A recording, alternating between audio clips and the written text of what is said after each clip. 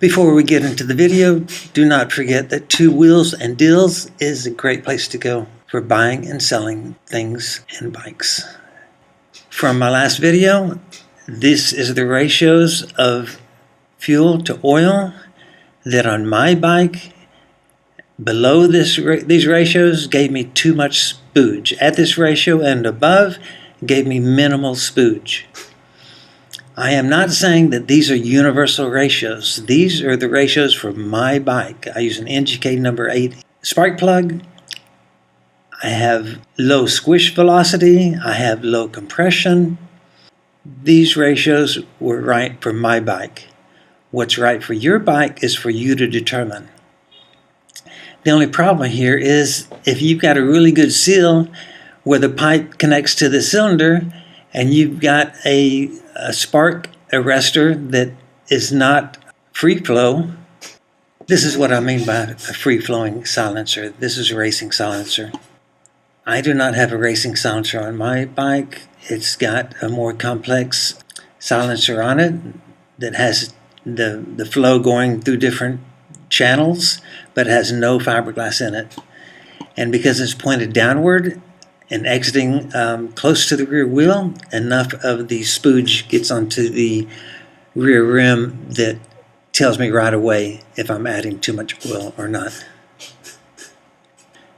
So the rule that I'm pretty confident in right now, I'm not 100% confident that it always applies, but I think it's a good general rule, and that is that excess spooge indicates excess oil. If your jetting is too lean, that allows you to have more oil before it'll show up as excess. Too rich, the opposite. So a lot of people with lean jetting say, Michael, I'm using synthetic at 32 to 1 and hardly any spooge. That's why your jetting isn't right. Also, people think that their engine oil is a lot more synthetic than it actually is. The promotional literature often will imply that it is fully synthetic when it is not. You can find out exactly how much of the non-synthetic is in there and then subtract that from 80% of the total to find out what the percentage of the synthetic is in each product. And doing that, I found out these percentages for all these. Yamalube used to be 12% synthetic. They recently changed the formula. It's now 0. So when you look at these percentages, keep in mind that most oils have a maximum of 80% of the base oils, and then they have some dispersant and additives that make up the last 15 to 20%. So if you're saying, well, I'm using a low ratio and I'm using synthetic oil, make sure you're not in reality using a semi-synthetic. So don't talk like it's synthetic when it's not. There's only one method to get correct jetting. No matter what the engine, no matter what the situation, it's that which gives you the best power.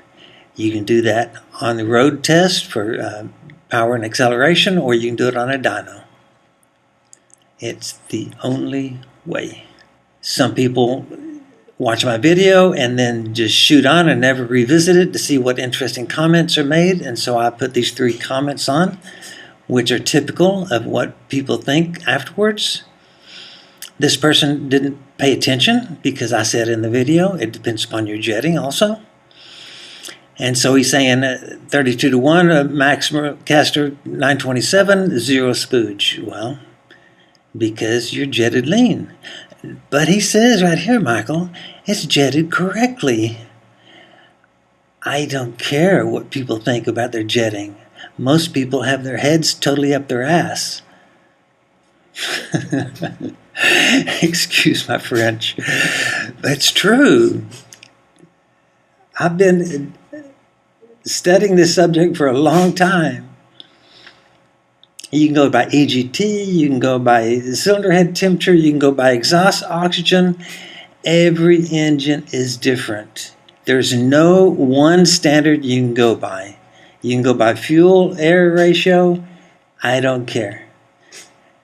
The ideal standards only exist for the ideal engine that only exists on paper.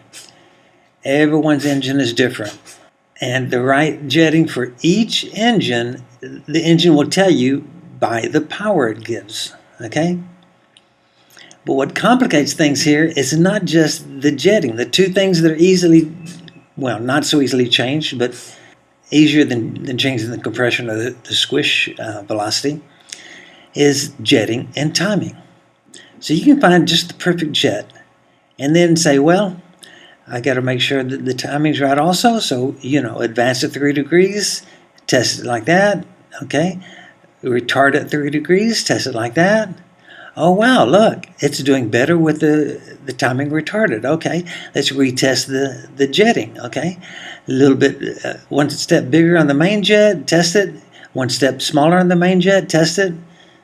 Okay, that's the sequence you need to do. Go to jetting, then you do timing, then you go back to jetting. So tuning is a combination of jetting and timing. And so when they say it's jetted correctly, I'm like, for one, you don't know what jetting correctly means. You probably look at the spark plug color. Duh. For two, it's about tuning. It's not about jetting. It's always about tuning. This other comment is a lot of low-speed running will also give you unburnt fuel and oil buildup in the exhaust. That is true. But consider the fact that most people are riding motocross bikes on trails. A motocross bike is designed to have a rich mid-throttle, okay? Because that helps you with the acceleration when you crack the throttle open. But that's not correct jetting for the trail. So there's that to consider, and the fact that, yes, at low speed you have less turbulence, which gives you less atomization of the fuel, which gives you more propensity towards spooge. So you don't really judge the oil ratio and the spooge by low speed, you judge it by high speed. This comment is, I ride a KTM at 9,000 plus feet, mixing at the manufacturer's spec of 60-1 fuel to oil. When I run 91 octane, I get spooge. When I run 85, I get no spooge and a much better running bike. What you need to understand is that different fuels can have different combustion rates, even though they're from the same manufacturer, and the only thing you obviously can tell the difference between them is the number of the octane. They can also have different volatility. There's a test for that. So even though his experience was the 85 octane gave him no spooge, I'm saying it's not really an indication of the octane. It's just that it's a different fuel. So when you tune and you judge the amount of oil by the amount of spooge, you have to be running the fuel that you normally run and the oil that you normally run at the ratio that you normally run. Factors that reduce spooge: high compression, because you have higher peak combustion temperature.